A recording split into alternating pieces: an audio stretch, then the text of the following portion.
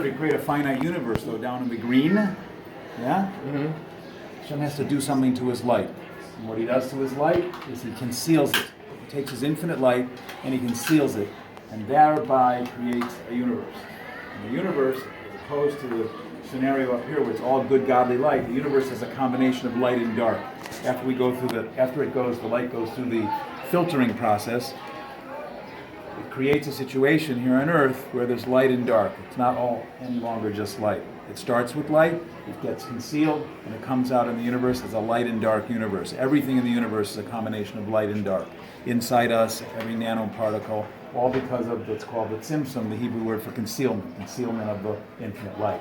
Now, what does God want us to do ultimately with that situation? He wants us to do what you just did, mitzvot, commandments, and study the Torah. That's kind of the kicker that is news to a lot of people, that in order to deal with the situation that God created on purpose, a mixture of light and dark, the only way to get rid of the dark is through Torah study and doing mitzvot. And that includes being a good person in the way that everybody considers being a good person. You know what I'm saying? You know, a lot of Jews will say, I'm just good in here, I've got a good heart. Well, that's just the beginning place for Jews, according to our Torah. You've got to be a good person in the way that everybody considers to be, everybody knows what means, kindness, all those good things.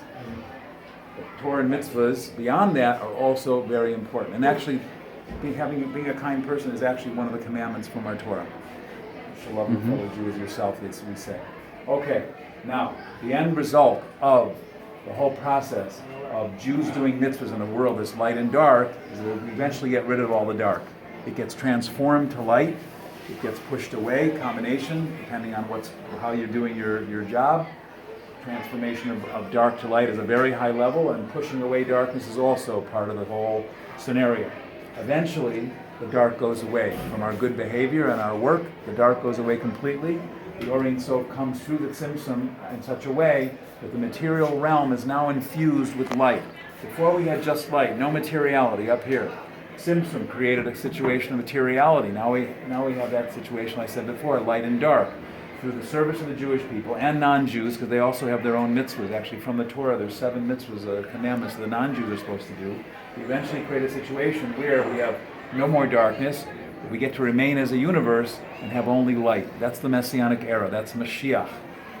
And that's basically the story. That's the assignment of the Jewish people, to live in the world in such a way to make a major focus of Torah and mitzvot as part of the rest of your life, right? But a main part, a main focus, and thereby getting rid of the dark and bringing the Messianic era where it's all light, but we get to remain as creation.